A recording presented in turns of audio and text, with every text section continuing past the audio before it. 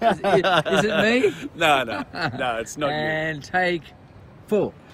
This is Take 4. Welcome to the SCG. It's a pleasure to be on the microphone here for the National Rugby League semi-final series. My dad loved rugby league, and he would especially love the fact that this is where Arthur Summons and Norm Provan had that famous photo in 1963. Stephen Ferris, one of the world's best DJs, is filming. He came here in 1965. He'll tell you that story in just a few moments' time. Just today, I want to share with you, most people say that they get really nervous when they're public speaking. This is Simon Sinek, best-selling author, motivational speaker, and I think he's summed this up absolutely perfectly. Let's have a look at what he had to say about nerves and public speaking. Were you nervous, right? And to a T, all the athletes went, no, right? And what I realized is it's not that they're not nervous, it's their interpretation of what's happening in their bodies. I mean, what happens when you're nervous, right? Your heart rate starts to go, you sort of get a little tense, you get a little sweaty, right? You have expectation of what's coming, and we interpret that as, I'm nervous. Now, what's the interpretation of excited?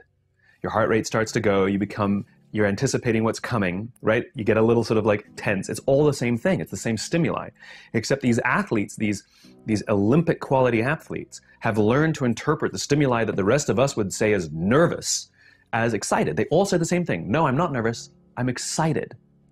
And so I've actually practiced it just to tell myself when I start to get nervous that this is excitement.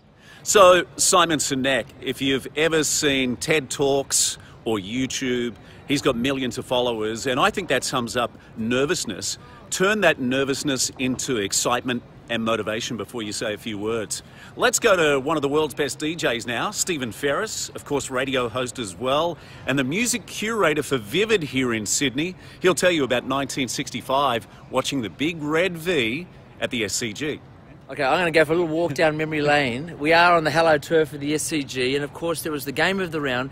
Every weekend the winning combo was going to play here, and of course as a kid I didn't know who I was going for. My dad took me along. He was a Newtown supporter, but nobody wore their colours, and I saw the Big Red V come out. They were like gladiators, and they played every single week because they were winning on their 11-year stretch. And right over there on the hill, 1965, the most famous grand final in my eyes, because it was a crowd that topped 80-odd thousand people, with people on the rooftops, up the poles next door at the showground. And of course me and my brother, we couldn't see anything, so my dad dragged me through the hill. All we could find was a place on top of the men's bathroom, and it was just mayhem. There were bottles, it was just ridiculous, but it stuck with me for the rest of my life. And of course St George won against South.